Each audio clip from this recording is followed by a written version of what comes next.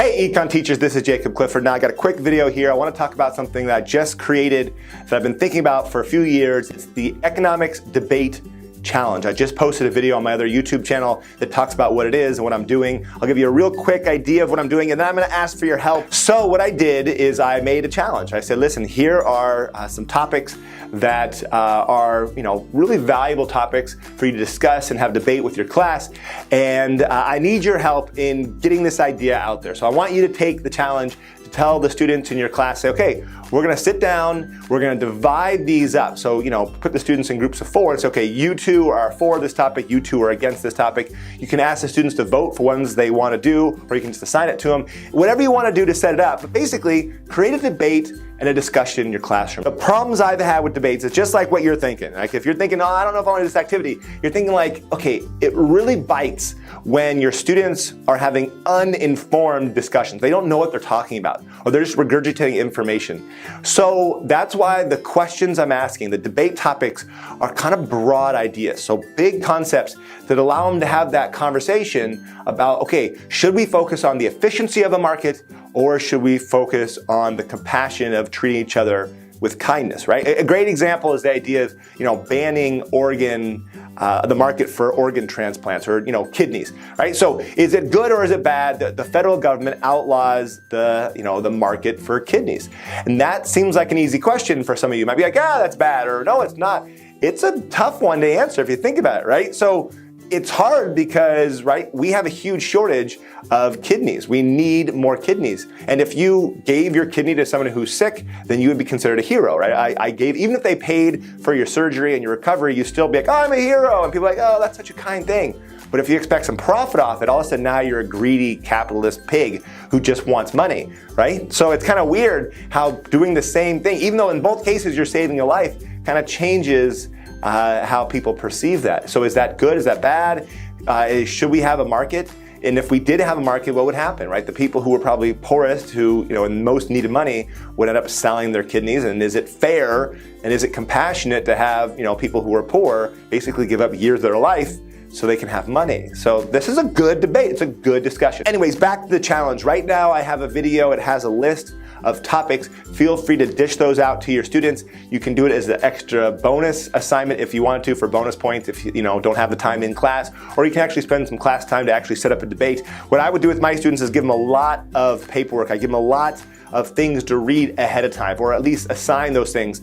If you find things, so for example, if you find something about the idea of organs and selling organs, if you have an article, send that article to me via email and I'll make sure to add it to the description of the video, so we'll have a lot of things for students to read. Remember, for and against, not just all for or just all against.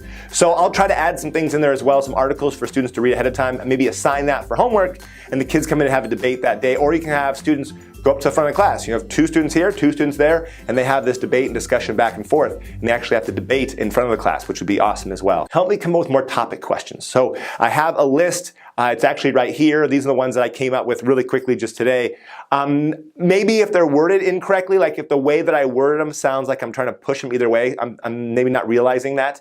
But help me out rewording these if you want, or better yet, give me some more things I could add to the list that allow them to dive deep into other topics as well. I don't want to be too general, like should we get rid of the Fed? I mean, some of these are kind of general ideas and they can think they're good and bad, but you want them to be as specific as possible, so they have to take a stand, right? Are you for this or against this? And make them take a stand and make them develop their views. And of course, if you saw my other video, keep in mind that the part of this that makes it more interactive is that your best videos will be submitted to me. So I want the students, if they have a really good argument, they really had a good job of explaining something, to make a 3-minute and only 3-minute long video explaining why they are for or against any given topic, right? And they're gonna send it to me. I'm gonna take that video, I'm gonna take other videos, I'm gonna take the best ones, not all of them by any means, I'm not gonna repost them all, but just the best ones I'm gonna post. So I'll put the for why we should have a market for organs, and the against for a Market for Organs video, and I'll repost them on my YouTube channel, and I'll say, okay, here's so-and-so from this school, here's what she said, and here's so-and-so from this school, here's what he said, and I'll post each video, so not all in one video, right? There'll be the for and the against all in this 6-minute long video that explains both views, and then I'll give an option in that video for rebuttal videos as well. So if the kids click on the description, which I'll say in the video, they can read the rebuttal of what the other person said. Basically, I'm going to use this as a forum for us to have debates and discussions, right? I got this YouTube channel, a lot of teachers use it. Why don't we grab the best ideas and the smartest students, the best debates, and pull them out? And so you can actually show this in future years to your students, a debate video, and then the students can, okay, did you agree with this guy? Or did you agree with that girl? What are your views? And so we can build kind of basically a library of really good debate discussions that students can watch for the future as well. So again, get your students behind this. If you have a really talented student who'd be good at this, say, hey, why don't you try this out, even if you're not going to do this as a class. But let me know if you have any questions about how to set this thing up. I can make another video if you want, but that's what I'm excited about doing, about having a healthy conversation and a debate about econ concepts. Thanks for watching. Until next time. Hey, bonus round really quick. Yep, that's right, bonus round.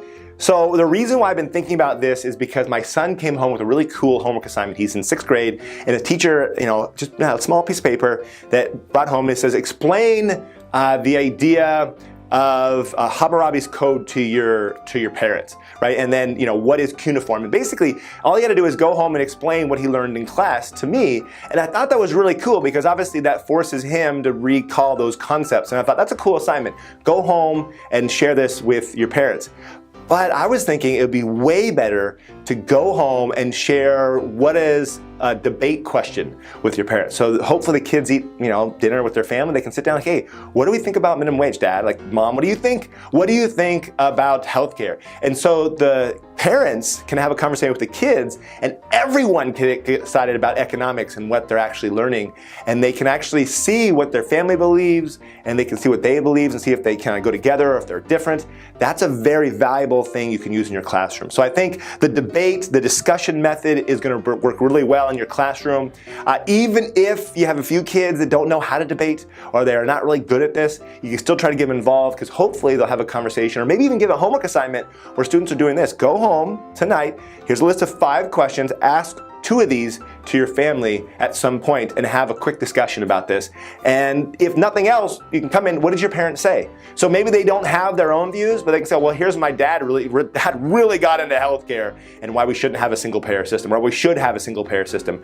That's good conversations, and it's going to drive students to want to learn more in your class. So again, thanks for watching. Until next time.